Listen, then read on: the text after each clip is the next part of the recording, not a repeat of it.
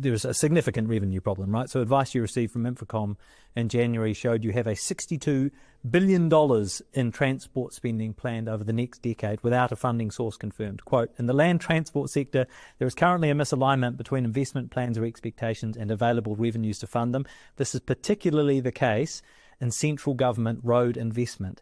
And there is perhaps no greater example of pressure to fund roading projects in the Northern Expressway, which, according to your own advice, is going to take 1 in 10 of every dollars in capital funding that the government has for infrastructure. That's infrastructure for schools, for hospitals, for defence, over the next 25 years. 1 in $10 is going to go on that road.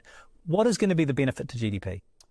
Well, there'd be any number of economic models. I think NZIER's got a report that shows the projected GDP numbers for Northland, but to be honest, it's a little bit like you put your finger in the air, and it could be, you know, X number of jobs. It depends on what. See, that's so how can we make an informed decision about what is in the best economic interest of the country? You're going to commit to spending 1 in 10 of every infrastructure dollars and capital spending this government has going for the next 25 years for a project where you're putting your finger in the air.